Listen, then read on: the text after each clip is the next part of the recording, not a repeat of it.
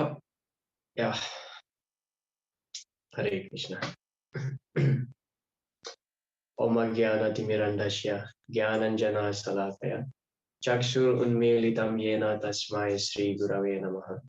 Sri Chaitanya Manobhistam Stapitam Yena Bhutale Swayam Rupa Kadamahyam Dadati Shwapadantikam Vande Ham Sri Guru Sri Yudapada Kamalam Sri Gurun Vaishnavanscha Sri Rupam Sagrajatam Shahagana Raghunatam Vitam Tam Sajivam Sadvaitam Savadutam Parijana Sahitam Krishna Chaitanya Devam Sri Radha Krishna Padan Sahagana Lalita Sri Visakanvitamscha He Krishna Karuna Sindhu Dinabandhu Jagatpate Gopesa Gopika Kantha Radha Kantha Namaste Tapta Kanchana Gaurangi Radhe Vrindavaneshwari Vrishabhanu Stute Devi Pranamami Haripriye Vancha Kalpatarubhyascha Kripa Sindhubhya Evacha Patitanam Bhanebhyo Vaishnavebhyo Namo Namaha Jai Sri Krishna Chaitanya Prabhu Nityananda Sri Advaita Gadadhara Srivasadi Gaura Bhakta Vrinda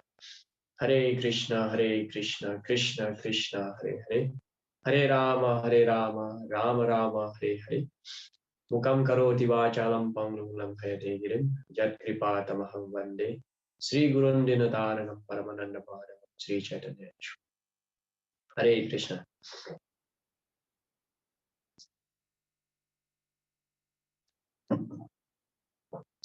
Hare Krishna, Prabhu Sadbhuja Gauranga. Ada dua ini akunnya. Apakah ini orang yang sama atau berbeda? Prabhu Sadbhuja, Hare Krishna. Orang yang sama, Prabu. Haribol. Oh iya, berarti satu bisa di... Ya, satu akan saya hilangkan ya. Nggak boleh ya, ini satu HP, satu laptop. Oh gitu, oke. Boleh ya? Boleh sih. Ya, terima kasih banyak kalau boleh. Ya, jadi kita akan lanjutkan diskusi kita hari ini. Kemarin kita hanya mengcover 3 sloka saja. Jadi ya hari ini kita akan bahas sampai dengan sloka nomor 9 saja. Melanjutkan apa yang tertunda kemarin. Oke. Ya, jadi kemarin kita sudah mendiskusikan ada 2 tipe orang yang ingin mengetahui kebenaran mutlak. Yang pertama adalah orang yang menempuh jalan menggunakan metode Sankhya Yoga, dan yang kedua menggunakan Bhakti Yoga. Dan Srila Prabhupada menjelaskan tentu saja di antara kedua ini Bhakti Yoga lah yang tertinggi, yang lebih baik. Kemudian kita membahas penjelasan Srila Wiswanath Chakravarti Thakur mengenai kata nistha di sini. Jadi nistha sebenarnya berarti kemantapan, tapi di sini Srila Wiswanath Chakravarti Thakur menjelaskan bahwa nistha juga berarti sraddha atau keyakinan. Oke, kita lanjut ke sloka nomor 4. Bukan hanya dengan menghindari pekerjaan, seseorang dapat mencapai pembebasan dari reaksi. Dan bukan hanya dengan melepaskan ikatan saja, seseorang dapat mencapai kesempurnaan. Srila Prabhupada menjelaskan, menurut para filosof yang mendasarkan pengetahuannya pada percobaan, hanya dengan mengikuti sannyasa atau mengundurkan diri dari kegiatan yang membuahkan hasil, seseorang segera menjadi semulia Narayana. Tetapi Sri Krishna tidak menyetujui prinsip tersebut. Tanpa menyucikan hati, sannyas hanya merupakan gangguan terhadap ketertiban masyarakat. Ya, jadi Srila Prabhupada juga menjelaskan bahwa tidak hanya dengan memakai pakaian yang berwarna saffron, seseorang akan terbebas dari reaksi dosa. Jadi tidak seperti itu. Makanya Srila Prabhupada menjelaskan di sini, hendaknya seorang sanias yang orang yang belum tersucikan kalau mengambil tingkatan sanias itu akan menjadi beban sebenarnya, menjadi gangguan terhadap masyarakat. Begitu juga seperti kita yang mempraktekkan bhakti yoga. Jadi kita juga harus mengikuti aturan dan peraturan yang ada di dalam kitab suci supaya tidak menimbulkan gangguan di dalam masyarakat. Seperti apa itu? Sruti Smriti Purana di Pancaratra Vidimina. Aikantiki Harir Bhaktir Upatayai Wakalpati. Jadi seperti itu dijelaskan bahwa walaupun seseorang itu sudah terbebaskan dari segala reaksi dosa, tapi ia harus mengikuti aturan dan peraturan yang ada di dalam kitab suci Weda supaya tidak menimbulkan gangguan di dalam masyarakat. Lebih-lebih kalau seseorang itu mengambil posisi sebagai seorang saniasi, jadi ia harus betul-betul menjaga sikapnya di dalam masyarakat. Makanya sebelum Srila Bhaktivinoda Thakur mengklarifikasi sebenarnya, jauh sebelum itu, setelah Chaitanya Mahaprabhu berpulang ke dunia rohani, Chaitanya Mahaprabhu kembali ke tempat beliau, ke dunia rohani Goloka Vrindavan. Dan setelah murid beliau seperti Sad Goswami dan di bawahnya seperti Wiswanath Cakrawati Thakur, Shyamananda Pandit, dan Srinivasa Acharya. Jadi setelah itu banyak sebenarnya penyimpangan yang terjadi. Dan gerakan Vaishnava ini dilihat seperti praktek keagamaan yang begitu menjijikkan sebenarnya. Makanya Bhaktivinoda Thakur mulai re-establish prinsip-prinsip keagamaan, khususnya dalam gerakan kesadaran Krishna ini. Karena sebelum itu, sebelum Bhaktivinoda Thakur, jadi para Babaji, khususnya di Nawadwip, mereka memiliki filosofi, mereka memiliki filsafat. Kalau kita ingin mengerti tentang lila-lila Radha dan Krishna, jadi kita harus memiliki hubungan spesial dengan wanita lain, wanita yang sudah menikah. Jadi seperti itu, wanita yang sudah menikah, dan kita harus memiliki hubungan spesial dengan wanita seperti itu untuk mengerti lila-lila Radha dan Krishna. Makanya orang-orang melihat bahwa gerakan kesadaran Krishna ini begitu menjijikan. Sampailah Srila Bhaktivinoda Thakur memberikan klarifikasi dan mulai menegakkan prinsip-prinsip keagamaan dalam kesadaran Krishna ini. Dan dari itu, setelah itu sebenarnya baru orang-orang memandang bahwa gerakan kesadaran Krishna ini betul-betul bona fide. Karena sebelum itu memang sampai sekarang masih juga ada golongan orang-orang yang sahaja di Nawadwip banyak sekali, di sini di Mayapur banyak sekali. Ya, jadi tapi kebanyakan orang-orang yang memang di awalnya mereka, karena golongan sahaja ini turun temurun dari garis kekeluargaan turun temurun. Makanya pernah saya lihat juga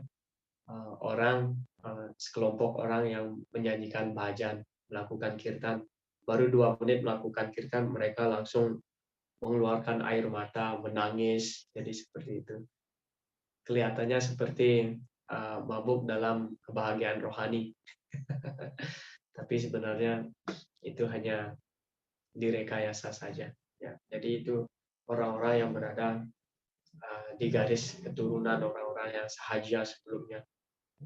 Tapi ada juga pengikut ISKCON yang berasal dari keluarga orang yang dari grup sahaja, dan mereka menjadi penyembah yang baik.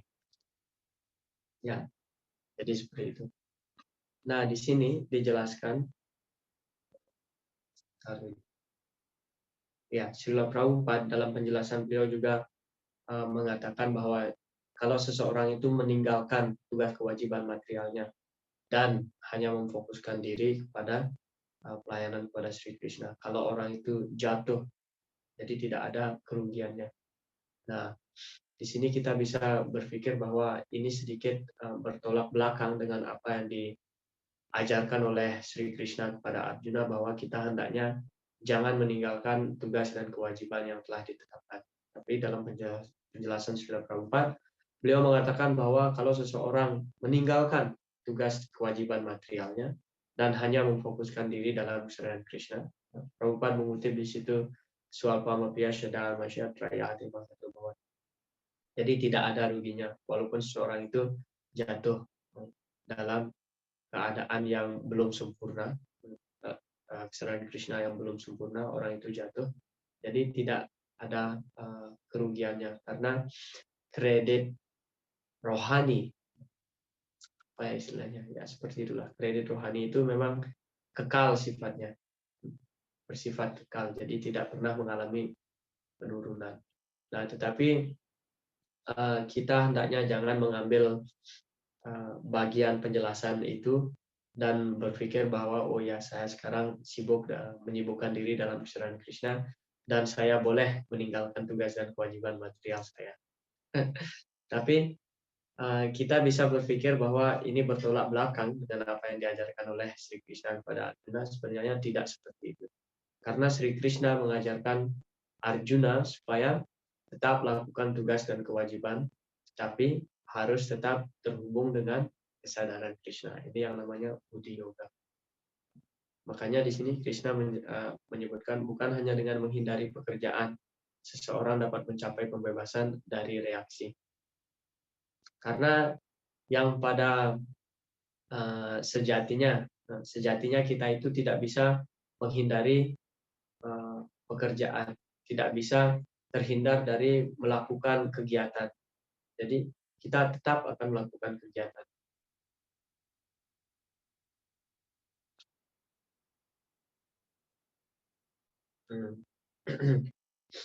Sloka nomor 5, semua orang dipaksakan bekerja tanpa berdaya menurut sifat-sifat yang telah diperolehnya dari sifat-sifat alam material. Karena itu, tiada seorang pun yang dapat menghindari berbuat sesuatu, bahkan selama sesaat pun.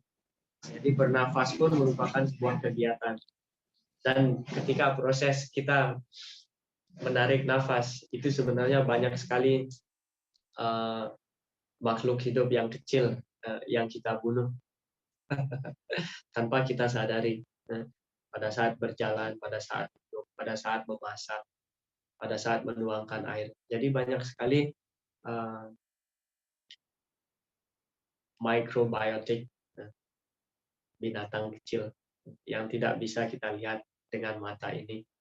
Jadi mereka terbunuh. Jadi kalau kita tidak menghubungkan diri dengan kesadaran Krishna, jadi kegiatan apapun yang kita lakukan itu, entah kita sadari atau kita tidak sadari, itu tetap menimbulkan reaksi. Bahkan seorang sannyas pun sebenarnya ada sebuah aturan yang mengatakan bahwa seorang sannyasi hendaknya tidak memasak untuk dirinya. Tidak boleh masak untuk dirinya, itu sannyasi. Tetapi tentu saja kita melihat Srila Prabhupada di awal gerakan kesadaran Krishna ini ketika beliau mengajarkan di Amerika. Jadi beliau juga masak untuk dirinya sendiri, untuk diri beliau sendiri. Dan ketika ditanya pertanyaan itu, jadi seorang sannyasi hendaknya tidak boleh sebenarnya masak untuk dirinya sendiri. Prabhupada mengatakan bahwa oh, saya tidak masak untuk diri saya sendiri, tapi saya masak untuk Krishna. Jadi ya,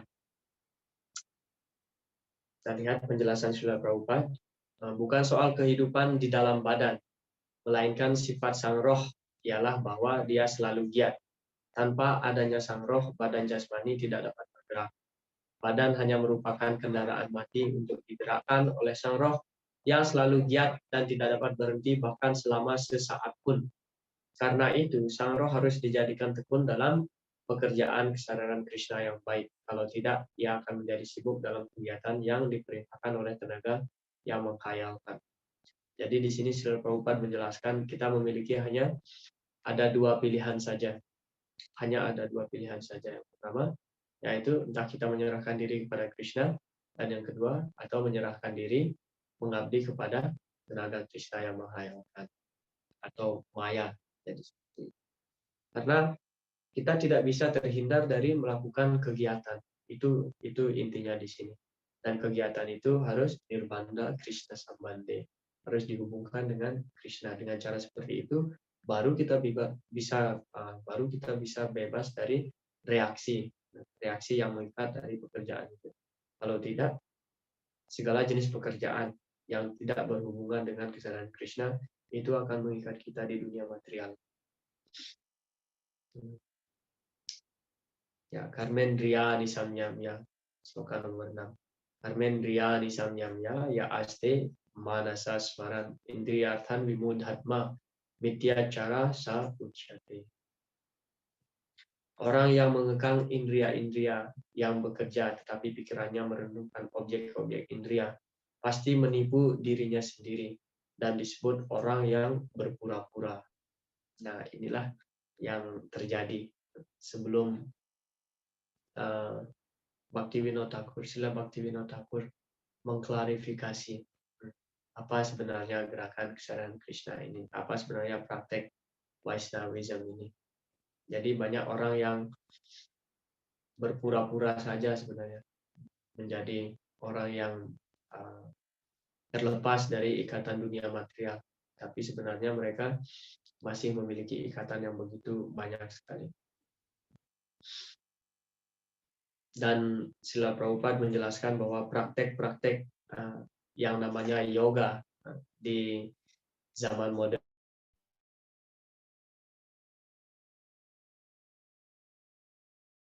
Jadi kita lihat di sini. Ini gambar yang cukup menarik yang saya ambil. Jadi orang duduk diam bermeditasi, tetapi di dalam pikirannya masih memikirkan banyak sekali. Memikirkan banyak hal. Prabhupada menjelaskan, menyamar sebagai yogi sambil sebenarnya mencari objek-objek kepuasan indria-indria, maka dia harus disebut penipu yang paling besar. Ini namanya mityacara. Mityacaranya orang yang berpura-pura. Meskipun kadang-kadang dia membicarakan filsafat, pengetahuan orang seperti itu tidak berharga, sebab efek pengetahuan orang yang berdosa seperti itu diambil oleh tenaga Tuhan yang menghayalkan. Mayaya apa itu namanya? Mayaya pahrita gyana. Jadi pengetahuannya itu sebenarnya dicuri oleh maya. Pikiran orang yang berpura-pura seperti itu selalu tidak suci. Karena itu pertunjukan meditasi yoganya tidak berharga sama sekali. Jadi dalam kesadaran Krishna pun terkadang kita masih memiliki sifat ini sebagai seorang yang mityacara, berpura-pura. Jadi ya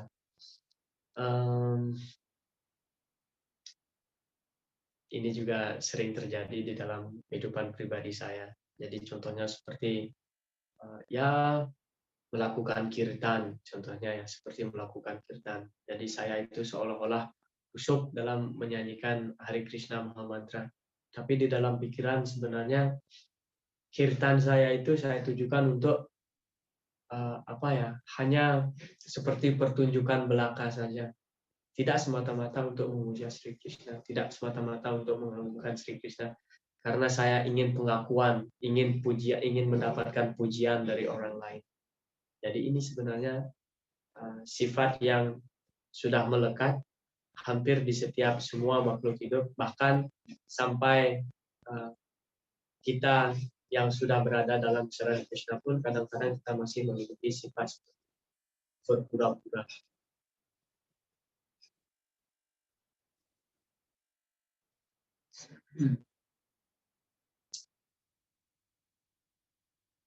Ini ada sebuah kutipan dari kelas Srila Prabhupada. Seperti halnya anak nakal. Dengan paksa Anda bisa menghentikannya bertingkah nakal, tapi begitu dia mendapatkan mendapat kesempatan, dia akan bertindak nakal kembali. Demikian pula indria sangat kuat. Anda tidak bisa menghentikan mereka secara artifisial. Karena itu satu-satunya obat adalah kesadaran Krishna. Orang dalam kesadaran Krishna ini juga kepuasan indria. Makan prasadam yang enak, menari, menyanyi, membaca filsafat. Tapi ini berhubungan dengan Krishna. Ya, jadi seperti itu.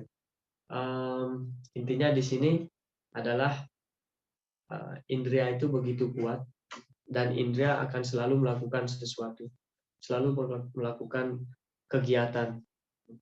Tapi Srila Prabhupada mengatakan di sini ya karena memang itu kecenderungan setiap makhluk hidup untuk memuaskan indria-indrianya. Jadi kita juga yang berada di dalam kesadaran Krishna, kita juga ingin memuaskan indria-indria kita. Tapi cara yang kita gunakan, metode yang kita gunakan yaitu metode yang rohani. Metode dalam kesadaran Krishna. Seperti makan prasad yang enak. Tentu saja Chaitanya Mahaprabhu menyarankan kita untuk Bhaluna kaibe ar balona paribe. Hendaknya seseorang itu jangan memakan makanan yang enak. Balona kaibe ar balona paribe. Dan orang hendaknya jangan memakai pakaian yang begitu mewah. Itu adalah ajaran yang diberikan oleh Sri Chaitanya Mahaprabhu. Tapi di satu sisi juga karena kita harus memasak untuk Krishna dan masakan itu harus betul-betul enak.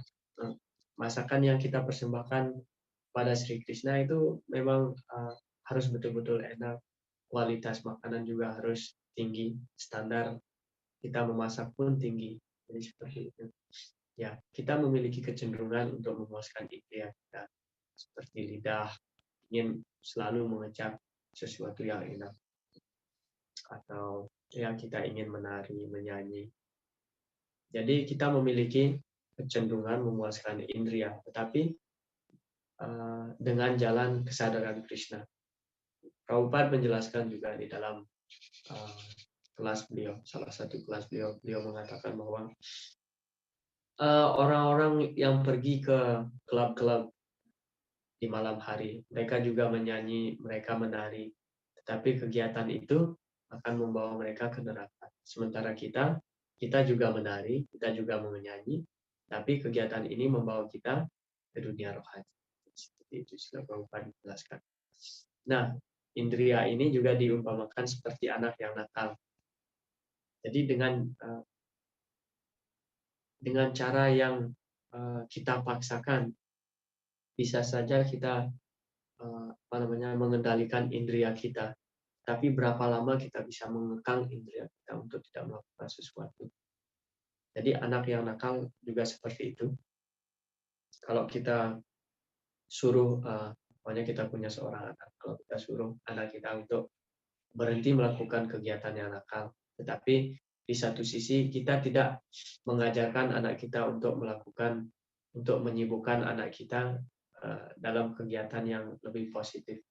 Jadi hanya untuk meminta anak kita yang nakal untuk tidak melakukan sesuatu, untuk berhenti melakukan kegiatan yang nakal, tetapi di satu sisi kita tidak menyibukkan mereka dalam kegiatan yang positif, ya mereka bisa saja menghentikan kegiatan mereka hanya untuk beberapa saat, karena mereka tidak memiliki kegiatan, jadi mereka akan berbuat nakal lagi. Dan filsafat ini juga applicable untuk para mayawadi. Jadi para mayawadi, mereka menginginkan kebahagiaan dengan menyatu dengan Brahman, dengan cara menyatu dengan Brahman. Ya, karena dalam Brahma Jyoti, jadi di situ sebenarnya tidak ada gangguan sama sekali. Kita merasa tenang sekali, seperti kita berada di sebuah ruangan yang kosong. Jadi tidak ada orang yang mengganggu. Tetapi di satu sisi, berapa lama kita bisa bertahan di sebuah ruangan yang kosong? Pasti kita ingin berbicara dengan orang lain. Kita ingin berbagi. Kalau kita mendapatkan kebahagiaan, pasti kita ingin berbagi. Jadi seperti itu. Mereka tidak memiliki kegiatan dan harus turun kembali ke dunia material untuk melakukan kegiatan. Karena di Brahma Jyoti memang tidak ada kegiatan, kita hanya duduk diam sendiri dalam kesunyian. Kelihatannya memang tenang, dan terkadang kita menginginkan situasi seperti itu supaya tidak ada orang yang mengganggu. Saya hanya ingin sendiri, jadi seperti itu. Tetapi berapa lama kita bisa bertahan dalam keadaan seperti itu? Karena memang sifatnya indria, sifat indria-indria kita aktif karena Srila Prabhupada menjelaskan sang roh sifatnya memang seperti itu, selalu aktif.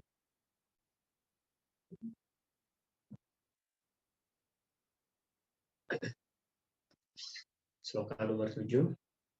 Di pihak lain, kalau orang yang tulus ikhlas berusaha mengendalikan indria-indria yang giat dengan pikiran dan mulai melakukan karma yoga dalam kesadaran Krishna, tanpa ikatan, ia jauh lebih maju. Karma yoga masaktasa wisisyate. Ini artinya kita, siapapun yang sibuk dalam kegiatan kesadaran Krishna, sebenarnya level kesadarannya itu sebenarnya lebih maju. Jadi sloka ini sebenarnya membandingkan antara seorang mayawadi sannyasi dengan seorang penyembah grihasta. Jadi mana yang lebih baik? Jadi mayawadi sannyasi kelihatannya mereka tidak terikat dengan dunia material ini, tapi mereka tidak terhubung dengan Krishna. Tapi di satu sisi, seorang yang berumah tangga, hidup berumah tangga, mereka kelihatannya terikat. Mereka terikat kelihatannya dalam kesibukan rumah tangga, bekerja, menafkahi anak, istri, jadi seperti itu. Tetapi mereka menghubungkan diri dengan Krishna. Jadi melakukan karma, kegiatan, tapi itu dalam kesadaran Krishna. Nah, itu sebenarnya tingkatannya lebih maju. Srila Prabhupada dalam penjelasan beliau menjelaskan swarta gati utama. Apa itu swarta gati? Swarta gati artinya tujuan tertinggi atau sasaran kepentingan diri. Ialah mencapai Wisnu. Swarta gatim hi Wisnu. Seluruh lembaga warna dan asrama disusun untuk membantu kita dalam usaha mencapai tujuan hidup tersebut. Orang yang berumah tangga juga dapat mencapai tujuan tersebut dengan mengabdikan diri secara teratur dalam kesadaran Krishna. Nah, di sini Srila Prabhupada berbicara mengenai warna dan asrama. Jadi tidak apa ya istilahnya?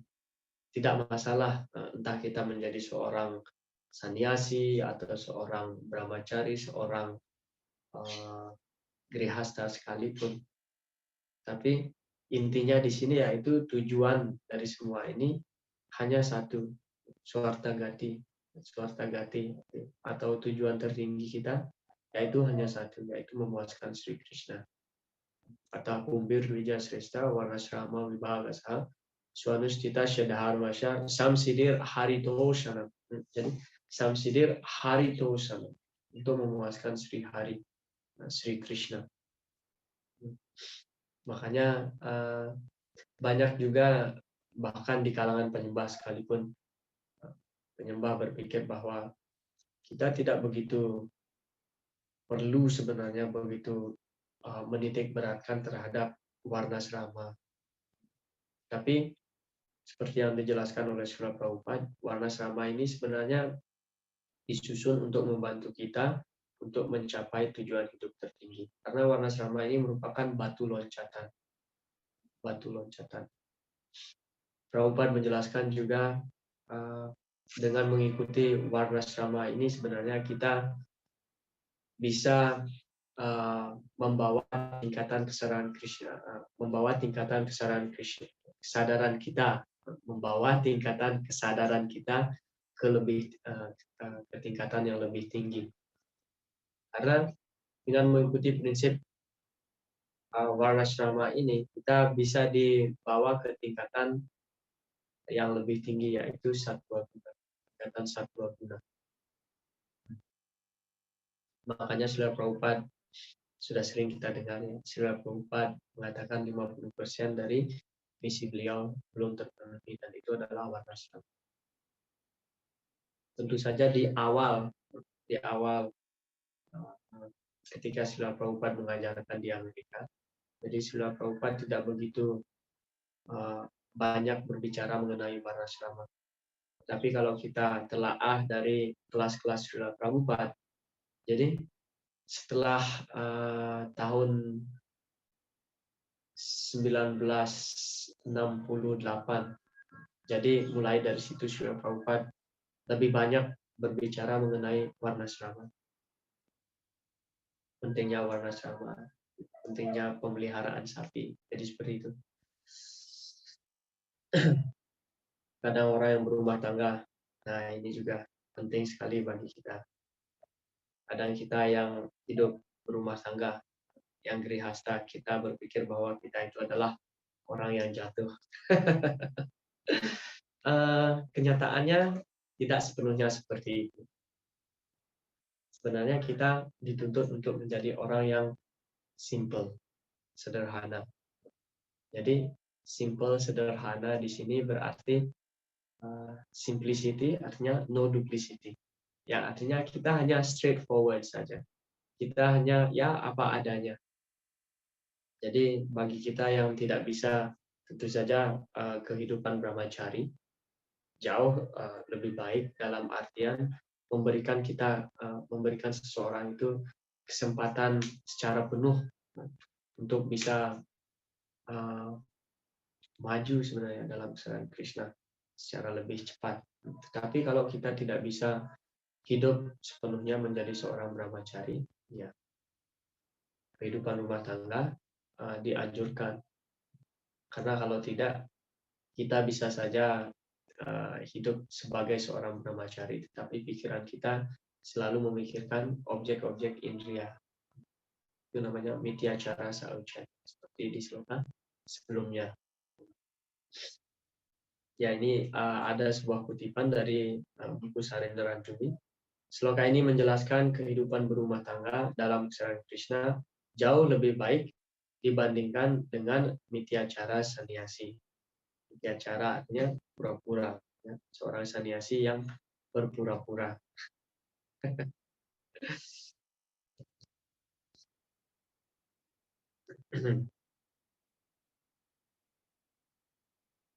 Ini juga ada kutipan kelas dari Srila Prabhupada. Beliau mengatakan, jadi kepuasan indriya, Anda tidak bisa menghentikannya secara artifisial. Nirbanda Krishna Sambande. Oleh karena itu, kami menasihati pengikut kami, baik laki-laki maupun perempuan, bahwa jika Anda memiliki, tentu saja, jika Anda serius dalam kesenangan Krishna, Anda akan melupakan semua kepuasan indriya yang tidak masuk akal ini. Tapi, tetap saja jika Anda goyah, baiklah, menikahlah, hidup damai, suami dan istri, dan keduanya sibukkan diri dalam kesadaran Krishna. Lambat laun, Anda akan lupa baik suami maupun istri. Jangan mencoba secara artifisial. Secara artifisial, Anda tidak akan pernah berhasil. Ini juga mengingatkan saya kepada ajaran yang diberikan oleh Narada Muni kepada Maharaja Yudhishthira di dalam Srimad Bhagavatam skanda 7 bab 14. Jadi khususnya kita yang hidup sebagai grihasta, ini adalah bab yang bagus sekali untuk kita pelajari, bab 14 skanda 7. Jadi di situ yang pertama yang dijelaskan oleh Narada Muni pada Yudhishthira Maharaj bagaimana seharusnya orang yang berumah tangga itu harus sepenuhnya memiliki keyakinan pada Sri Krishna, bahwa Sri Krishna akan memeliharanya. Dan yang kedua, sibukkan diri kita dalam mendengarkan Krishna kata. Ini sebenarnya yang bisa membuat ikatan kita satu sama lain, suami dengan istri atau istri dengan suami, atau bahkan dengan ekstensi keluarga seperti anak contohnya. Jadi ini bisa membantu kita sebenarnya untuk bisa menjadi berangsur-angsur ikatan kita itu melemah terhadap suami dan atau istri kita atau anak-anak. Jadi Bediate Haridaya Grantis. Sebenarnya ikatan yang paling kuat di dalam kehidupan rumah tangga ini itu sebenarnya dijelaskan oleh Rishabhadewa. Ikatan ini berawal dari hubungan seksual antara laki-laki dan wanita. Hridaya gratis. Striya pumsa maithuna, apa itu? Pumsa striya maithuni bhavametam tayor mito hridaya gratis. Jadi hridaya gratis artinya ikatan hati. Seperti simpul yang begitu kuat. Jadi kalau ada tali kita simpulkan, jadi simpulnya itu kuat sekali. Nah ini dijelaskan oleh Rishabhadewa, ini adalah ikatan ini dimulai dari hubungan seksual antara laki-laki dan wanita. Tapi ini bisa kita longgarkan dengan proses mendengarkan secara rutin, mendengarkan Krishna kata secara rutin. Vidyate hridaya gratis cidyanti sarva sansaya syanti casya karmani drista ewat maniswa. Jadi proses yang dianjurkan oleh Narada Muni juga di dalam bab 14 kanda 7 itu, yaitu dengan mendengar secara rutin bersama-sama suami dan istri mendengarkan. Makanya Srila Prabhupada sudah memberikan kita program dari pagi sampai malam, dan minimal 2 kali kita harus mendengarkan Krishna kata, yaitu pagi hari dan malam hari.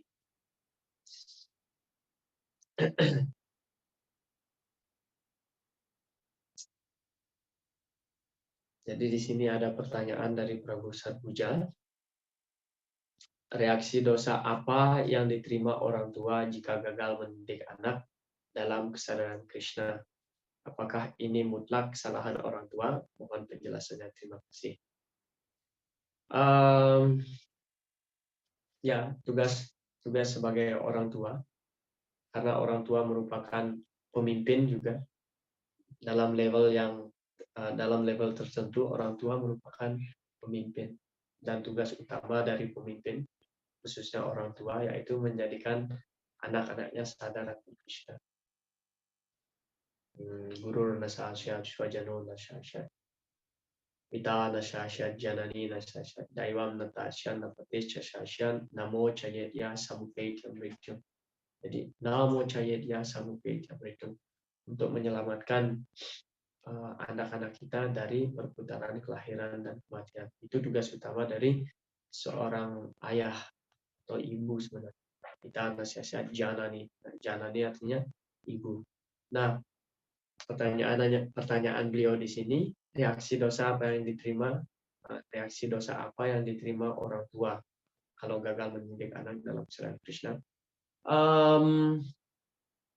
Tentu saja sebagian dari reaksi dosa yang dilakukan, kegiatan berdosa yang dilakukan oleh anak kita.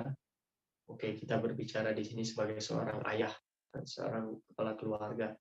Jadi kalau anak atau istri kita melakukan kegiatan yang berdosa, ya 1/6 dari dosa itu kita akan tanggung. 1/6 dari dosa itu kita akan tanggung. Lalu, apakah ini mutlak kesalahan orang tua? Kalau berbicara mutlak atau tidak, sebenarnya tidak mutlak. Karena masing-masing jiwa, masing-masing individu sudah memiliki karma dan samskara yang berbeda. Pernah memang pertanyaan ini sering ditanya oleh penyembah sebenarnya.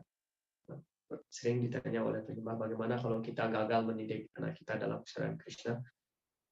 Maharaja Bhakti Vishramba, beliau menjelaskan seperti ini. Kita harus berusaha menjadikan anak kita untuk sadar akan Krishna.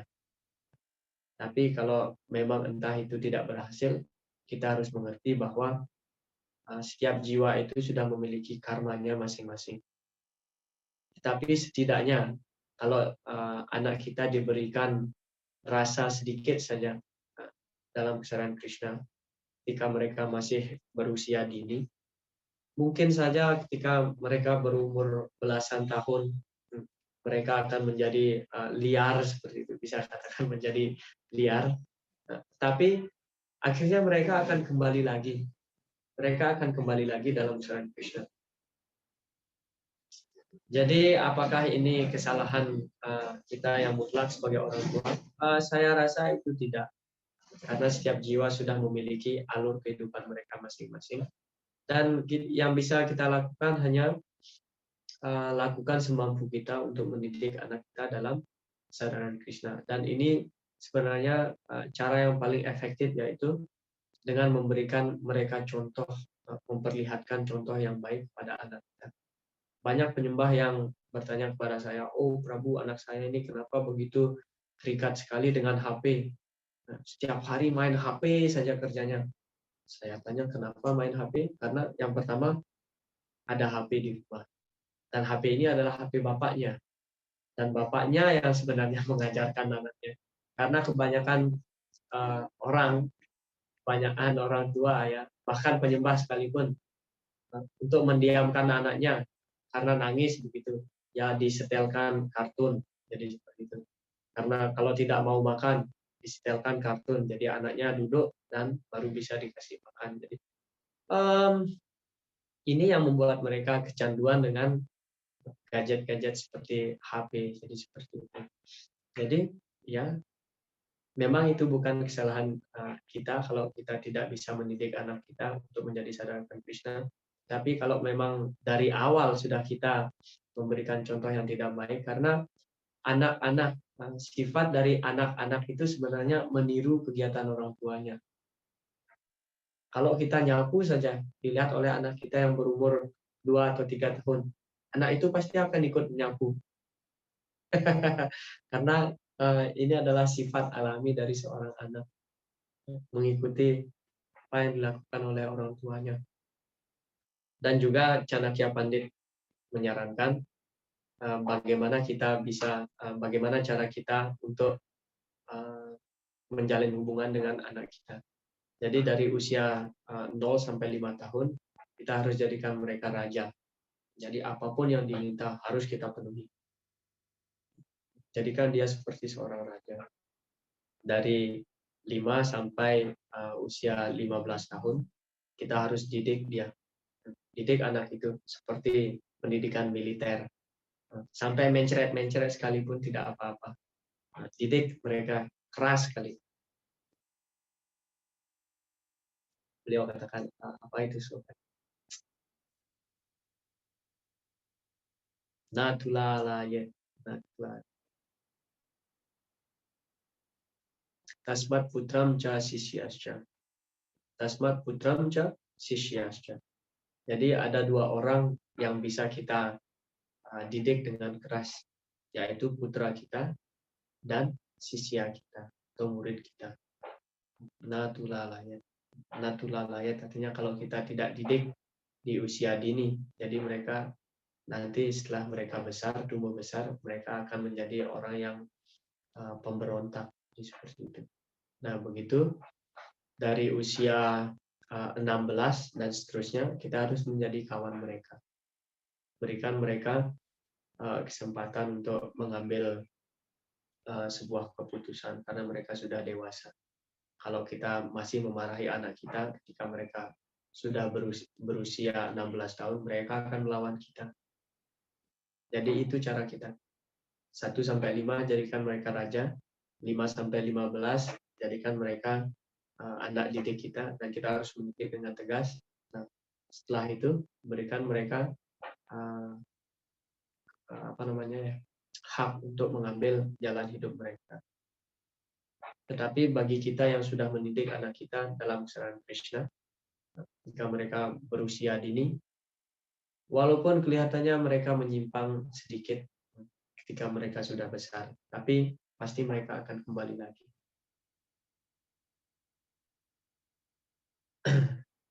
Jadi seperti itu. Mengenai reaksi dosa, ya kita tetap bertanggung jawab. 1/6 dari reaksi dosa itu kita bertanggung jawab. Tapi tentu saja Prahlad Maharaj di dalam skanda 7 beliau menjelaskan 21 keturunan atas dan bawah. Kalau kita sukses dalam kesadaran Krishna ini, 21 keturunan atas dan 21 nenek moyang kita, rentetannya itu kita bisa selamatkan. Tapi kita memang itu benar, teorinya itu benar, filsafat benar. Tapi kita tidak boleh mengambil keuntungan dari pernyataan ini. Kita bisa berpikir bahwa oh ya, orang tua saya kan sadar, mereka kan penyembah, ya saya santai-santai saja lah. Toh juga saya akan ikut diselamatkan. Jadi ini pernyataan yang sering diucapkan oleh orang tua saya. Oh, cukup kamu saja yang jadi penyembah. Toh juga nanti kita akan ikut ke Waikunta. Ini ya memang itu adalah pernyataan yang benar yang disampaikan oleh Prahlad Maharaj, tapi kita tidak boleh mengambil kesempatan itu. Karena ya tidak begitu baik sebenarnya, karena standar kesadaran Krishna, standar kesadaran kita, pemikiran kita itu akan merosot seperti itu. Nah, ini ada pertanyaan lain lagi. Nah, jadi seperti itu Prabu Sadbuja. Jadi mengenai dosa, 1/6 kita menanggung. Tapi kalau kita bisa sukses mendidik anak kita dalam kesadaran Krishna, maka itu adalah goal dari mengapa kita menjadi seorang ayah. Mengapa kita menikah? Mengapa kita menikah? Karena kita ingin menyelamatkan istri kita. Itu yang pertama. Dan ketika kita sudah memikirkan mengapa saya ingin punya anak, jadi kita harus betul-betul clear bahwa tujuan saya memiliki anak supaya saya bisa mendapatkan anak yang sadar akan Krishna. Ini ada pertanyaan yang lain dari Prabu Acharya Vaisnava. Filsafatnya mengatakan bahwa menjadi grihasta lebih baik daripada melepaskan ikatan secara bertingkah. Terus bagaimana Prabu dengan brahmacari? Apakah harus memiliki pemikiran seperti grihasta? Sebentar dulu. Gimana maksud pertanyaannya? Prabu, apakah bisa berbicara secara langsung untuk menjelaskan maksud pertanyaan ini?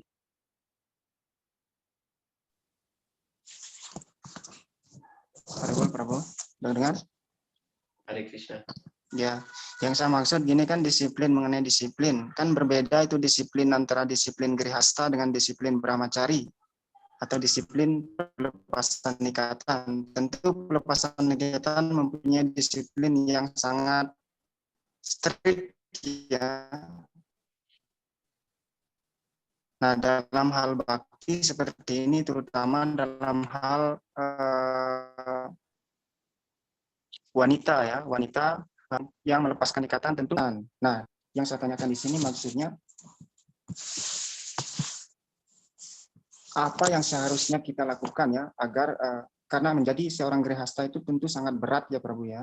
Menjadi sangat berat ketimbang menjadi seorang brahmacari atau sannyasi, dan Prabhupada pun mengatakan dia lebih senang dengan para grihasta ya, itu dikatakan. Terus bagaimana dengan jika ingin menjadi seorang brahmacari? Apakah harus mempunyai mindset seperti seorang grihasta seperti yang Prabu jelaskan tadi dalam hal bakti, ataukah bagaimana Prabu gitu? Agar tidak menjadi seorang sannyasi atau brahmacari yang secara bertingkah seperti penjelasan Prabu tadi yang hanya berpura-pura atau bagaimana? Oke. Ya, terima kasih Prabu atas pertanyaannya. Ya, jadi intinya di sini yaitu yang pertama kita harus menjadi orang yang jujur, yang simple saja, yang terbuka. Jadi jangan menjadi orang yang berpura-pura. Nah, mengenai brahmacari, apakah harus memiliki pemikiran seperti grihasta?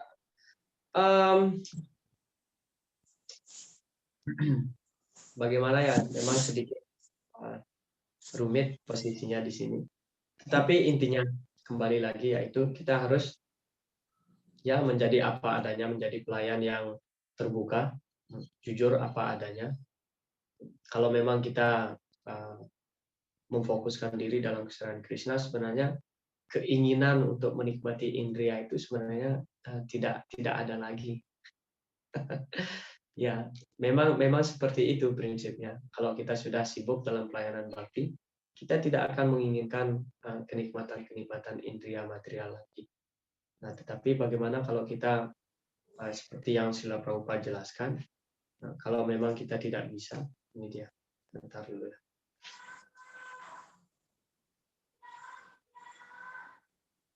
Mana tadi itu? Ya, seperti di sini. Prabhupada menjelaskan, ya kalau tidak bisa bertahan dalam menjadi seorang brahmachari, menikahlah, hidup damai suami istri, dan keduanya sibukkan diri dalam kesadaran Krishna. Jadi intinya di sini bagaimana caranya supaya kita bisa selalu menyibukkan diri dalam kesadaran Krishna. Grihetaku, wanitaku, sadahari bulunaku. Entah kita berada dalam brahmachari ashram atau grihastha ashram, kuncinya di sini yaitu kita menyibukkan diri dalam kesadaran Krishna. Bahkan kalau kita lihat Pancatatwa, kebanyakan anggota Pancatatwa itu adalah grihastha. Ya, jadi intinya di sini tujuan hidup tertinggi itu bukan untuk menjadi seorang brahmachari, bukan untuk menjadi seorang sannyasi, tapi tujuan hidup tertinggi itu yaitu untuk menyibukkan diri dalam kesadaran Krishna. Jadi mindset di sini, pemikiran di sini yang dimaksudkan di sini yang harus kita miliki, entah kita seorang brahmachari atau grihastha, bagaimana caranya supaya selalu sibuk dalam kesadaran Krishna, itu saja. Daripada kita berpura-pura menjadi seorang sannyasi, tetapi kita memikirkan objek-objek kenikmatan indria material, itu sama juga dengan orang yang berpura-pura, mityacara. Jadi seperti itu. Intinya ya, apapun yang kita lakukan di asrama apapun, entah itu brahmachari atau grihastha, bahkan sannyas sekalipun, intinya yaitu bagaimana caranya supaya kita bisa sibuk dalam kegiatan kesadaran Krishna. Jadi itu satu-satunya pemikiran yang harus kita miliki. Dengan cara seperti itu sebenarnya kita terbebas. Grihesu wisatam capi pumsa kusala karmana madwarta ya taya amanam na bandaya grihaman. Walaupun kita berada dalam kehidupan berumah tangga grihastha, tapi kalau kita menyibukkan diri dalam kesadaran Krishna, na bandaya, kita tidak terikat. Kita tidak terikat, kita terbebaskan. Jadi seperti itu. Nah, berbanding terbalik seperti orang yang kelihatannya melepaskan ikatan seperti seorang mayawadi sannyasi. Makanya di kutipan tadi yang sebelumnya, di slide yang sebelumnya itu ada sebenarnya dari Sarendra ini. Mana dia tadi? Ya, di sini. Kalau kita lihat, menjelaskan kehidupan berumah tangga dalam kesadaran Krishna jauh lebih baik dibandingkan dengan mityacara sannyasi. Mityacara sannyasi artinya sannyasi yang berpura-pura. Jadi kalau Prabu memiliki waktu yang cukup luang, silakan datang ke India nanti, atau bagi Prabu yang sudah pernah datang ke India, kita kalau bepergian traveling, ya, jadi kita sering melihat di India, kita sering melihat seorang sannyasi, seorang yang memakai pakaian saffron, tapi dia ini memiliki istri. Jadi istrinya ikut berkelana dengan sannyasi ini. Ini namanya Lal, di India mereka sebut dengan nama Lal Kapoor Sannyas. Sannyas yang meninggalkan rumahnya, yang hidup dengan meminta-minta, hidup dengan sederhana, tetapi masih diikuti dengan istrinya. Jadi ini sebenarnya mityacara. Yang sebenarnya tujuan, bukan tujuan sih, tapi kode etik seorang sannyas itu atau brahmachari, ya sebenarnya mereka tidak bisa didampingi dengan seorang wanita. Bahkan seorang brahmachari atau sannyas harus dianjurkan untuk berbicara dengan seorang wanita itu seperlunya saja. Tidak ada chattingan lewat WhatsApp atau tidak ada candaan hahaha hihi hahaha sana sini. Tidak ada seperti itu. Makanya di India, setelah saya datang ke India, baru saya tahu bagaimana sebenarnya seorang brahmacari itu harus bersikap, khususnya terhadap wanita. Dulu ketika saya masih di Bali, karena saya pernah jadi seorang brahmacari, full time brahmacari, saya bercanda ria bersama dengan teman-teman wanita itu seperti hal yang biasa. Tapi ketika saya datang ke sini di India, baru saya tahu tidak ada brahmacari yang berani macam-macam sampai berbicara, sampai ketawa-ketawa dengan para mataji. Ini saya temukan hanya di Indonesia saja. Saya tidak bermaksud untuk menyinggung siapapun di sini. Saya hanya mengungkapkan cerita saya sendiri saja. Ya, jadi setelah itu saya berpikir, ya, contohnya saja ya seperti Sri Chaitanya Mahaprabhu. Sri Chaitanya Mahaprabhu, ada pengikut beliau yang bernama Haridas, Chota Haridas. Jadi suatu hari karena di Jagannath Puri Sri Chaitanya Mahaprabhu selalu mendapatkan undangan untuk makan siang, untuk persadi siang di rumah penyembah. Jadi secara bergilir.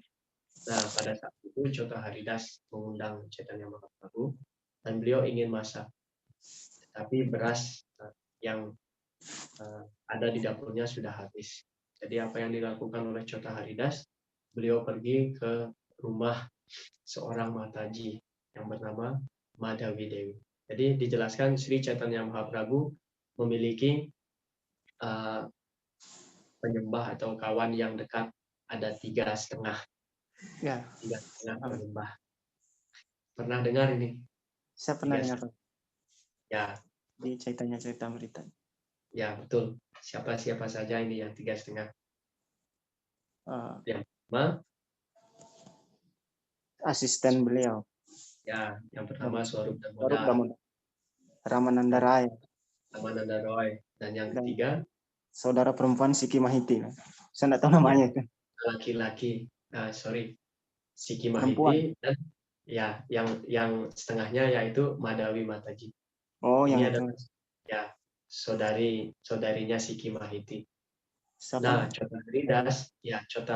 Chota Haridas pergi ke rumahnya Madhavi Mataji dan hanya meminta beras untuk dimasak dan akan dipersembahkan lalu diberikan kepada Chaitanya Mahaprabhu.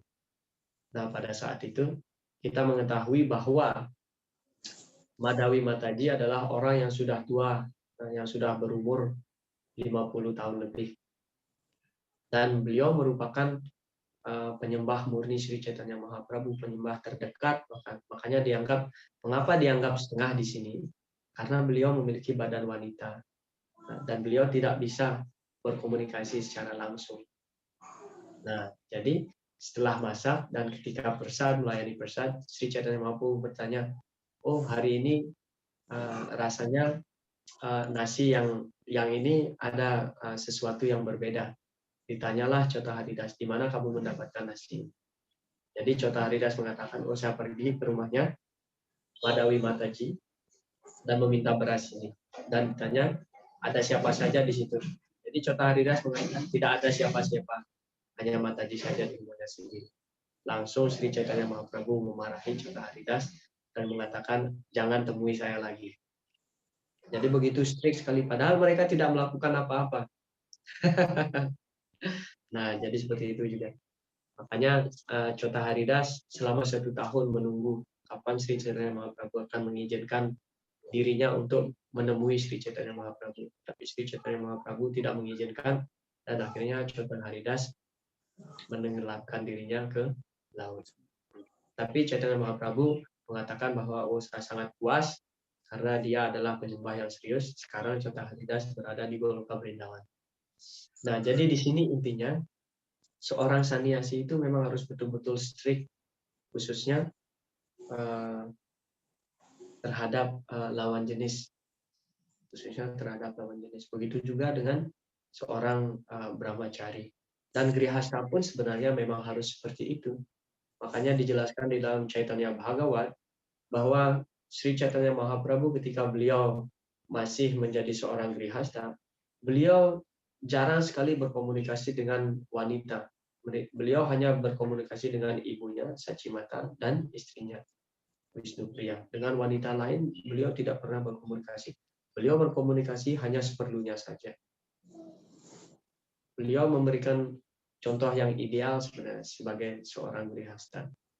Nah, jadi kembali lagi ke pertanyaan Prabu, bagaimana mindset pemikiran kita yang seharusnya sebagai seorang brahmachari atau grihasta sekalipun, intinya di sini yaitu bagaimana caranya supaya kita bisa selalu disibukkan dalam kesadaran Krishna.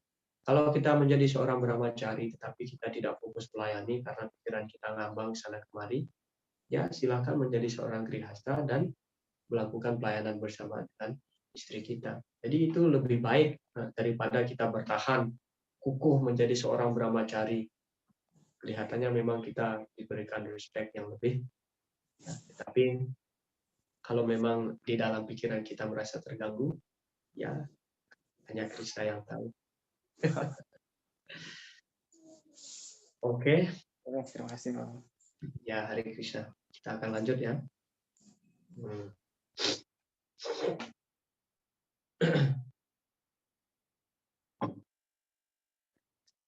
Tapi tentu saja saya menekankan kalau memang bisa hidup menjadi seorang brahmachari, itu sebenarnya jauh lebih menguntungkan, posisi hidup yang jauh lebih menguntungkan.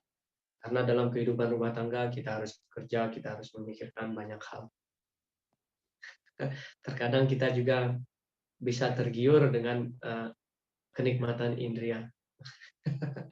Dalam grihasta ashram kita diberikan izin sebenarnya untuk menikmati sampai level tertentu, kenikmatan indria sampai level tertentu. Makanya Prabhupada menjelaskan menjadi regulated householder, artinya kehidupan rumah tangga yang teratur. Jadi kenikmatannya juga teratur. Tetapi ada juga kesempatan yang membahayakan kita. Kalau kita terus menikmati indria ini secara teratur, kita akan menjadi terikat dengan kenikmatan indria-indria itu.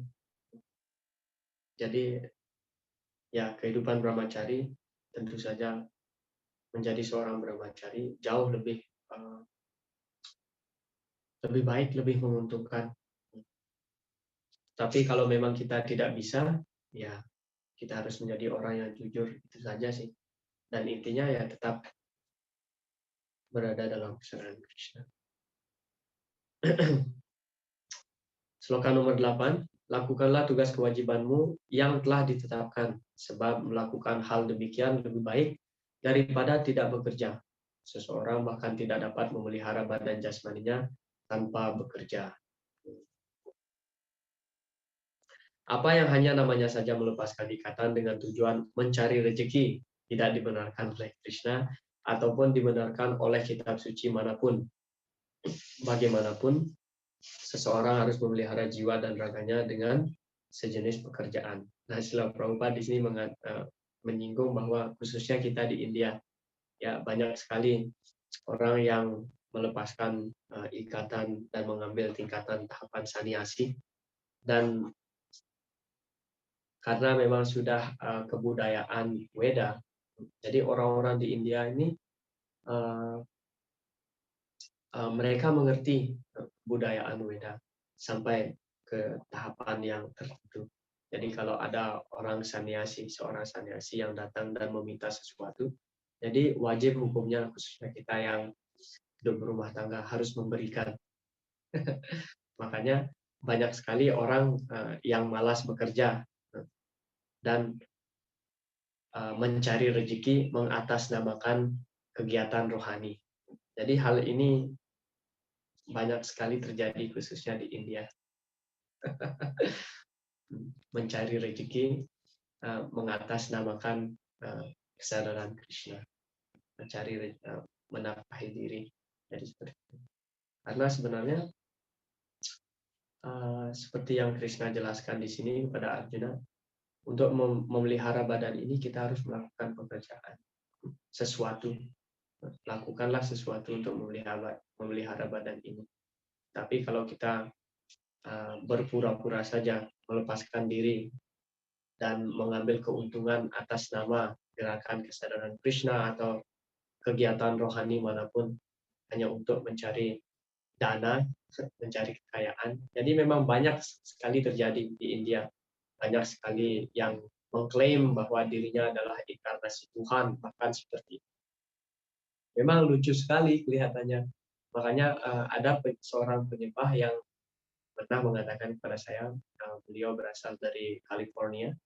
Jadi beliau mengatakan ketika pertama kali saya pergi ke India, saya langsung berpikir bahwa India adalah pabrik terbesar yang menciptakan Tuhan. Karena di India banyak sekali orang yang mengaku bahwa dia adalah inkarnasi ini, inkarnasi itu. Memang ya kelihatannya lucu. Dan banyak juga orang yang percaya seperti itu. Banyak juga orang yang percaya. Dan mereka menyerahkan kekayaan mereka kepada orang itu. Jadi di India Selatan, pernah saya ditunjukkan sebuah rumah. Jadi ada sebuah rumah yang di pinggir jalan raya, ada sebuah rumah, dan di depan rumah itu, di seberang jalan raya itu ada sebuah pondok. Ini di South India, ini di India Selatan. Memang betul seperti itu. Saya pernah ditunjukkan ada jalan raya ketika melintas, di sebelah kanan ada rumah mewah, di sebelah kiri ada pondok yang kecil. Jadi teman saya mengatakan bahwa ini rumah yang besar ini sebenarnya punya orang dari Australia. Dia beli rumah yang besar ini, diberikan kepada Tuhannya, dan dia tinggal di sebuah gubuk di seberang jalan itu. Saya tidak akan sebut siapa Tuhannya, nanti saya bisa bagikan di WhatsApp group. Karena bagi orang yang memuja Tuhan yang sama, bisa saja akan merasa tersinggung. Jadi seperti itu. Karena ya nayat karena patope itu jatuh nama gada graja. Suawi dwara usca karaihi samstita pulusha pasu nayat karena patope itu jatuh nama gada graja. Dijelaskan di dalam Srimad Bhagavatam. Karena memang seperti itu sifat orang, khususnya di zaman Kali Yuga, suka menipu dan suka ditipu. Suka menipu dan suka ditipu. Nayat karena patopeto jatuh nama gada graja. Orang yang mengklaim dirinya sebagai Tuhan. Ada orang yang mengklaim dirinya sebagai Tuhan, dan ada kumpulan orang yang mempercayai bahwa dia itu betul-betul inkarnasi Tuhan. Makanya ada berapa itu? Ada 4 kekurangan manusia yang dijelaskan oleh Srila Prabhupada di apa itu namanya, Sri Isopanisad di bagian prakata pendahuluan, prakata pendahuluan kalau tidak salah. Jadi Prabhupada menjelaskan ada 4 kekurangan manusia, yaitu yang pertama indria yang tidak sempurna, 2 cenderung dihayalkan, 3 memiliki selalu melakukan kesalahan, dan yang keempat yaitu memiliki tendensi untuk menipu atau ditipu. Jadi seperti itu. Dan khususnya di India memang entah bagaimana ya orang di India ini saya rasa unik. Saya rasa unik karena mereka begitu cepat sekali percaya. Kalau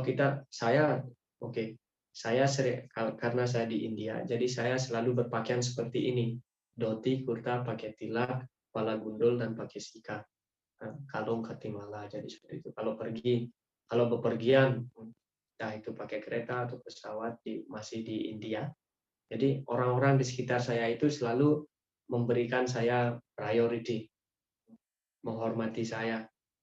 Jadi mereka yang duduk akan memberikan saya kursinya. Karena hanya dengan berpakaian seperti orang suci saja. Jadi mereka akan menganggap bahwa orang ini betul-betul orang suci. Padahal saya tahu siapa saya.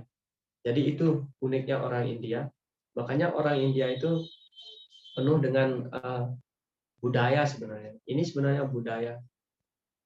Bahkan ketika Dewa Indra menyamar menjadi seorang sanyasi, pada saat itu Prithu Maharaj akan melakukan yagya 100 kurban suci, Asmaweda Yagya.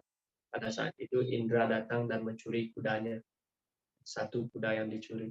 Jadi pada saat itu Maharaja Prithu mengetahui bahwa orang ini sebenarnya Indra. Tetapi Prithu tidak membunuh Indra pada saat itu karena Indra sedang menyamar menjadi seorang sanyasi, memakai pakaian sanyasi. Jadi kebudayaan itu memang begitu melekat, khususnya di sini di India. Ya, kita lanjut penjelasan Srila Prabhupada juga. Beliau mengatakan siapapun yang berada di dunia material tentu saja memiliki kecenderungan yang tidak suci. Nah, ini merupakan kecenderungan yang wajar ya. Untuk berkuasa di atas alam material, atau dengan kata lain untuk kepuasan indria-indria. Kecenderungan-kecenderungan yang kotor seperti itu harus dihilangkan. Tanpa berbuat demikian melalui tugas-tugas yang telah ditetapkan, hendaknya seseorang tidak berusaha menjadi apa yang hanya namanya saja rohaniwan, meninggalkan ikatan terhadap pekerjaan, dan hidup dibiayai orang lain. Ya. Jadi di sini Prabhupada menjelaskan, memang karena kita sudah pernah menikmati kenikmatan indria-indria ini selama berjuta-juta kehidupan. Ini yang namanya samskara. Samskara atau impression atau lekatan. Itu melekat sekali di dalam pikiran kita, secara halus melekat sekali. Makanya pernah Srila Prabhupada menjelaskan ahar nidra bahaya maitunamcha. Jadi keempat tendensi ini ya, makan, tidur, membela diri, dan berketurunan. Ini sebenarnya tidak perlu diajarkan oleh kepada makhluk hidup manapun. Secara otomatis mereka akan memiliki empat tendensi ini dan bisa melakukannya. Binatang tidak pernah sekolah hanya untuk menafkahi dirinya. Karena memang sudah ada tendensi ini dan mereka mengetahui caranya. Begitu juga tiga hal yang lainnya, seperti tidur, membela diri, dan berketurunan. Jadi Prabhupada pada saat itu ya, 50 tahun yang lalu, Prabhupada mengatakan, kita menemukan di sini di Amerika, bahwa di sekolah mereka diajarkan bagaimana caranya melakukan hubungan seks dengan baik. Tetapi Prabhupada menjelaskan, ini adalah sebenarnya nonsens sekali. Karena tanpa diberikan pelajaran khusus bagaimana caranya melakukan hubungan seks, orang itu bisa secara otomatis, secara alami bisa melakukan hubungan seks tanpa harus diberikan pelajaran. Jadi itu karena keempat hal ini memang sudah ada, tendensi yang kita miliki sudah ada, dan pasti kita akan bisa lakukan. Nah, karena alasannya yaitu karena samskara kehidupan terdahulu. Sudah selama berjuta-juta kehidupan kita sudah melakukan empat hal ini, makan, tidur, membela diri, dan berketurunan. Jadi tidak jarang kita menemukan situasi bahkan pada diri kita sendiri bahwa padahal saya sudah berjapa 16 putaran tiap hari, mengapa saya masih menginginkan hal ini, padahal saya tahu ini sifatnya terlarang, tidak baik. Ya, karena memang seperti itu. Karena sudah samskara, makanya proses garbhadana samskara sebelum melakukan sepasang suami istri, sebelum melakukan hubungan untuk mendapatkan anak. Jadi garbhadana samskara ini penting sekali karena samskara artinya kita menanamkan benih yang baik, mengundang sang roh yang baik, benih garbhadana samskara untuk memberikan kesadaran yang lebih tinggi pada kedua orang tua yang ingin mendapatkan anak.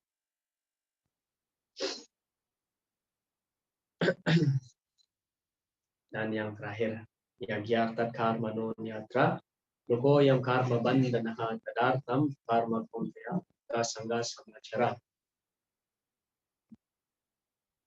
Pekerjaan yang dilakukan sebagai korban suci untuk Wisnu harus dilakukan. Kalau tidak, pekerjaan mengakibatkan ikatan di dunia ini.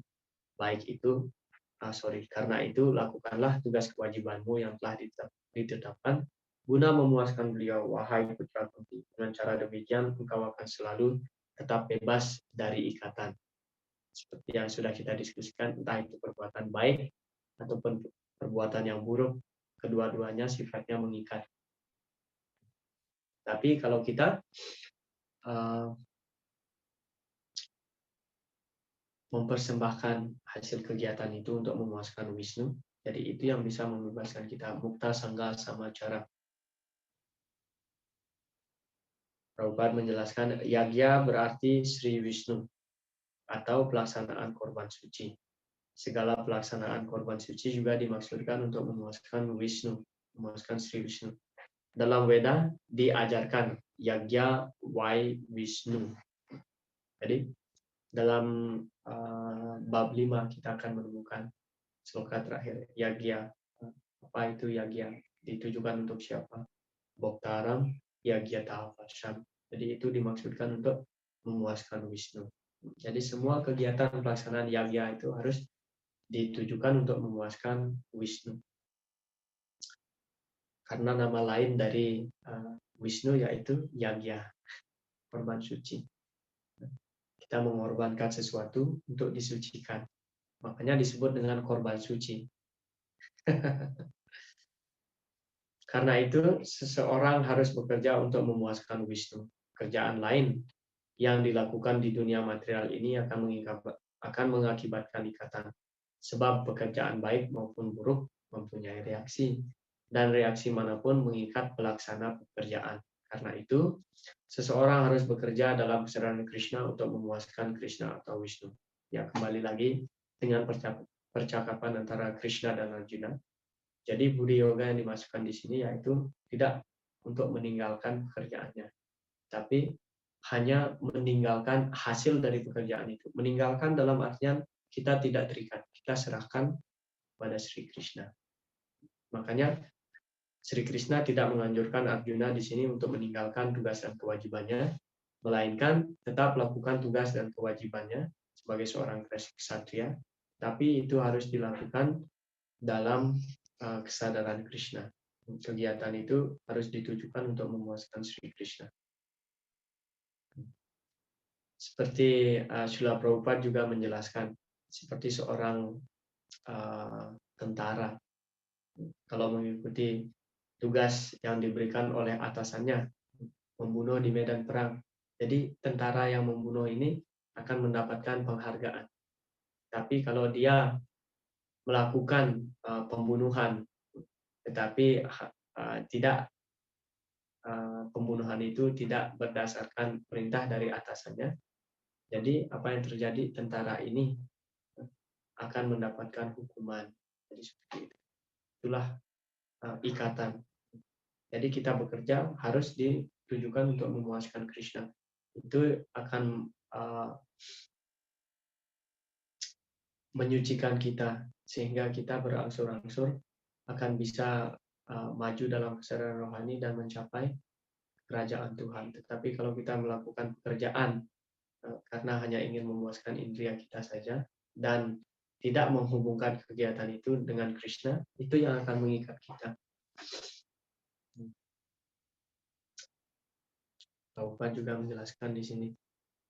Penyembah berarti orang yang menggunakan indrianya 100% untuk melayani Tuhan. Dia adalah penyembah yang murni. Jadi penyembah murni artinya 24 jam orang itu melayani Sri Krishna, menggunakan semua indria-indrianya. Seperti Ambaris Maharaj, contohnya, Sawai Mana Krishna Padara Windaya, sloka itu. Dan ya saya anjurkan, walaupun itu bukan sloka yang harus dihafalkan di dalam Bhakti Sastri, Tapi sloka ini adalah sloka yang menggambarkan bagaimana Ambarish Maharaj menyibukkan indria-indria beliau dalam pelayanan kepada Krishna. Jadi ada 3 sloka di situ, di dalam skala 9.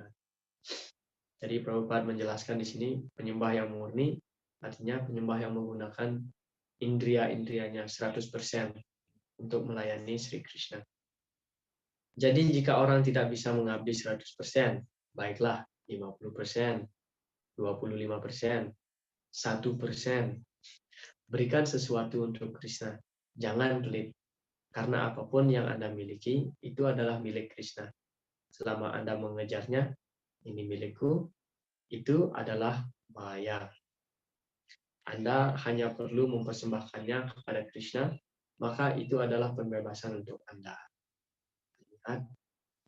Jadi intinya di sini, karena tidak langsung satu hari kita ikut dalam kesadaran Krishna, langsung kita akan menjadi seorang penyembah murni. Tidak seperti itu. Tapi butuh proses. Nah, kalau kita tidak bisa menyerahkan diri secara penuh, ya lakukan secara berangsur-angsur. Makanya Sri Krishna di sini, mulai minggu depan kita akan bahas tentang tangga yoga. Mulai dari karma yoga, dhyana yoga, niskama karma, dan buddhi yoga. Jadi memang kita memerlukan proses, tahapan. Jadi tidak langsung kita akan menjadi seorang yang bisa menyerahkan diri secara baik. Makanya Srila Prabhupada menjelaskan, oke, 50%. Kalau tidak bisa 50, 25. Kalau tidak bisa 25, 10. Kalau tidak bisa 10%, setidaknya 1% kita harus lakukan pelayanan untuk Sri Krishna. Persembahkan sesuatu untuk Sri Krishna. Dengan cara seperti itu, kita akan selalu terhubung dengan Sri Krishna. Karena khususnya kita mendapatkan badan manusia, kalau kita tidak gunakan dalam kesadaran Krishna, jadi badan ini walaupun bergerak, itu tetap dianggap seperti badan yang mati. Nihayat karma dharmaya, na viragaya kalpate, na tirtapada sewaya, jiwan api brito hisaha. Jadi ini dijelaskan oleh Dewa Huti, ibunya Kapila, dalam skala 3. Nihayat karma dharmaya. Jadi kegiatan apapun yang kita lakukan, itu harus membawa kita, menjadikan kita orang yang religius, orang yang spiritualis. Nihayat karma dharmaya, na viragaya kalpate, dan kegiatan keagamaan itu harus menjadikan kita orang yang tidak terikat dengan dunia material ini. Natir tapada sewaya, dan setelah setelah tidak terikat menjadi tidak terikat, apa tahapan berikutnya? Tirta pada sewaya. Itu harus menjadikan kita penyembahnya Sri Krishna. Tapi kalau kita tidak menjadi penyembah Sri Krishna, jiwan api meritohi sahat. Walaupun badan ini bernafas, jiwan api meritohi sahat. Tapi badan ini seperti mati atau mayat hidup. Prabhupada menjelaskan seperti bellows, apa ya bahasa Indonesianya? Kalau sekarang kita tidak temukan mungkin alat ini ya. Tapi kalau kita masak menggunakan kayu, jadi seperti itu. Ada alat yang digunakan untuk memompa supaya ada angin yang meniup. Ini namanya bellows. Apa ya? Seperti kipas, tetapi ini memompa seperti itu supaya ada hembusan angin yang meniup api. Karena sekarang kita masak pakai kompor gas, jadi alat ini mungkin sudah musnah. Tapi Prabhupada memberikan contoh seperti alat itu. Jadi alat itu kelihatannya bernafas, menghembuskan angin. Tapi alat ini sebenarnya benda mati. Jadi seperti itu juga badan ini. Kalau kita tidak gunakan dalam pelayanan, ya kita bernafas. Tapi kita sebenarnya mati kalau tidak melakukan pelayanan kepada Sri Krishna. Pernah saya pergi ke Bangkok di Thailand. Jadi ada seorang pujari. Begitu saya datang, pujari ini teman saya. Jadi dia tanya, ya apa kabar? Langsung dia satu kalimat yang diucapkan pada saya. Beliau katakan bahwa tanpa pelayanan kepada Krishna, hidup kita ini tidak berarti apa-apa. Jadi, oh ya, saya katakan ya. Lagi dia katakan, sampai berkali-kali dia katakan. Terus saya bilang seperti ini, Prabu saya sudah dengar ini berkali-kali ini, kenapa diucapkan lagi? Langsung Prabu ini bilang, oh begitu ya, ya maaf. Tapi setelah itu beberapa menit itu langsung saya berpikir, mengapa Prabu ini mengatakan itu lagi, tanpa pelayanan kepada Krishna, hidup kita ini tidak ada apa-apanya. Dan ketika saya dengar, ketika saya ingat lagi, memang benar seperti itu. Tanpa melakukan pelayanan kepada Krishna, hidup kita tidak ada apa-apanya. Memang di awal saya merasa agak terganggu gitu, karena kok sudah dibilang lagi. Tapi setelah saya pikir-pikir memang seperti itu, dan setelah saya membaca sloka itu, skanda 3 Srimad Bhagavatam, yang memang seperti itu. Prabhupada menjelaskan seperti alat ini yang menghembuskan nafas, tapi sebenarnya mati. Jadi badan ini juga seperti itu. Percuma memiliki nafas, percuma hidup kalau kita tidak gunakan untuk melayani Sri Krishna, khususnya kalau kita mendapatkan badan manusia. Durlabha manusam janma tad api dhruva matadam. Jadi durlabha manusyam janma. Badan manusia ini sangat jarang sekali bisa kita dapatkan. Kita harus menunggu 8.400.000 perputaran kehidupan, jenis kehidupan, baru kita mendapatkan badan manusia. Oke, kita memiliki waktu 3 menit. Kalau memang ada pertanyaan, silakan komentar. Kemarin juga tidak apa-apa, dari sloka 1 sampai 9 bab 3, pertanyaan apapun. Atau pertanyaan yang tidak berkaitan dengan topik sekalipun, tetapi masih berada dalam kesadaran Krishna, silakan. Sebelum saya tutup.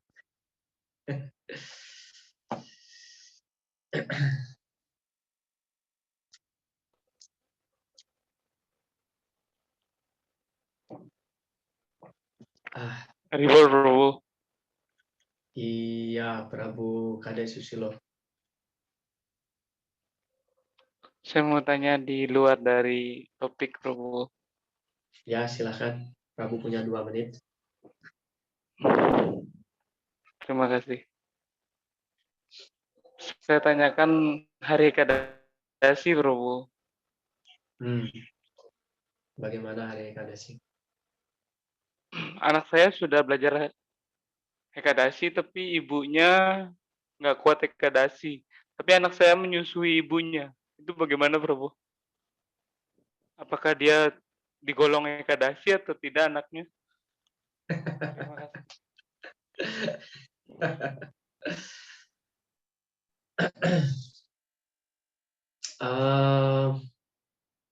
Gimana ya? Mengapa susah sekali Ekadasi? Kalau kita tidak bisa puasa penuh, dan memang ya bagi kita yang tidak bisa puasa penuh, ya tidak dianjurkan untuk puasa penuh pada saat Ekadasi. Silakan makan buah. Makan itu sebenarnya lebih sehat. Sebenarnya itu lebih sehat. Kapan lagi kita makan buah seharian penuh? Cuma Ekadasi saja. Intinya begini. Oke, mengapa kita puasa di hari Ekadasi? Yang pertama, karena kita ingin mengurangi permintaan badan dan lebih meluangkan waktu, sibukkan diri kita dalam pelayanan kepada Krishna. Itu yang pertama, mengapa kita puasa. Kalau kita tidak puasa, silakan makan umbi-umbian atau makan buah-buahan, kan banyak.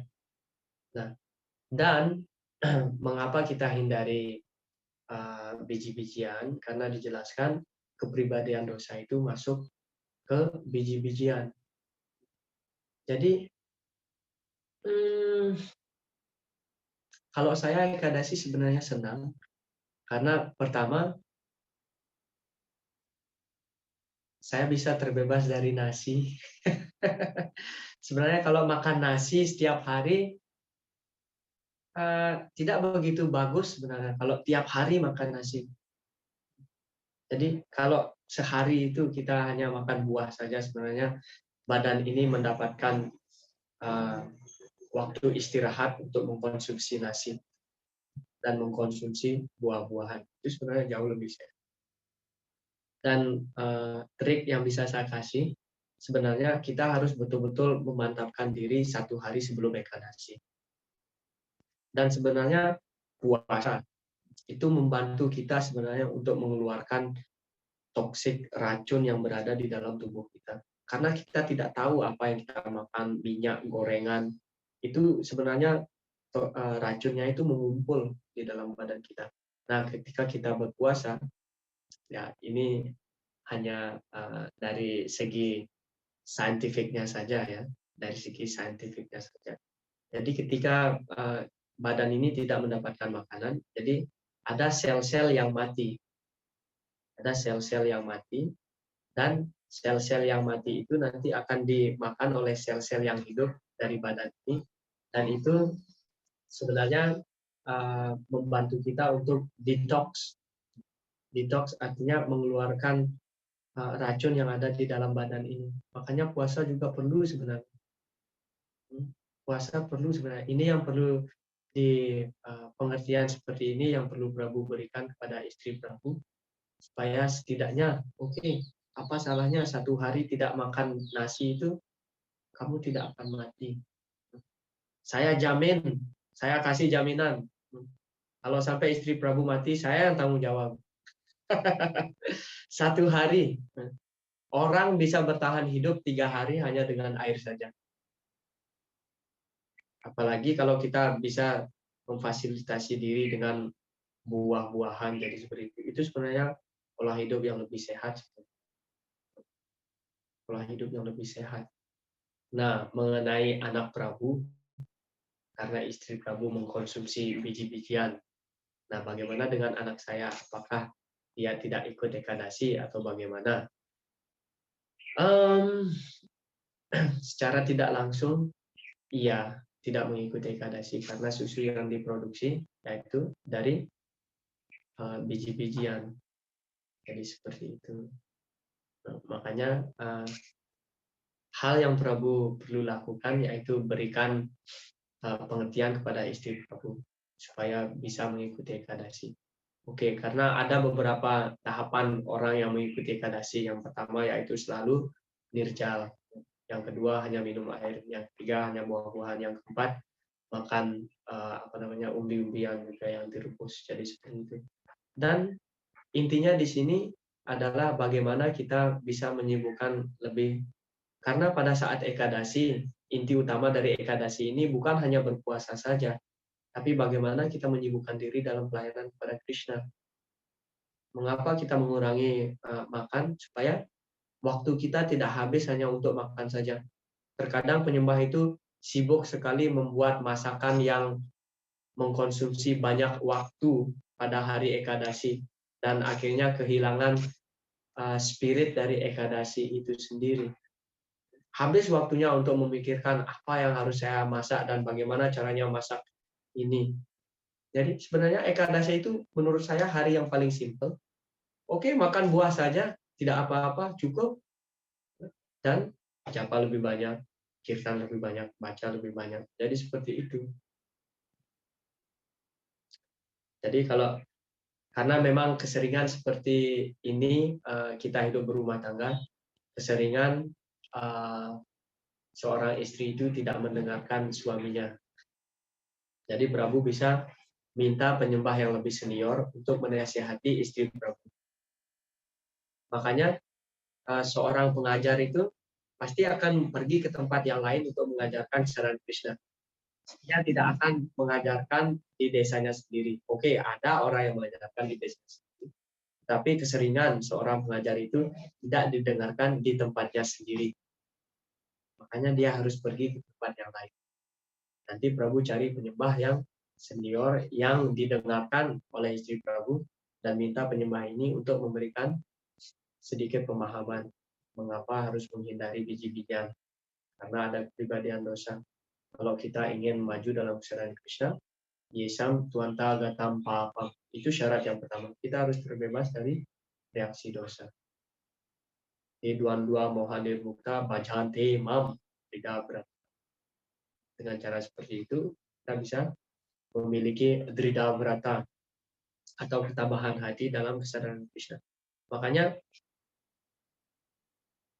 di level tertentu kita harus melakukan sedikit pertapaan. Sedikit pertapaan itu diperlukan. Pernah dengar ungkapan no pain, no gain. No pain, no gain. Artinya tidak ada pengorbanan, kita tidak akan mendapatkan sesuatu. Artinya kalau ingin mendapatkan sesuatu harus ada pengorbanan.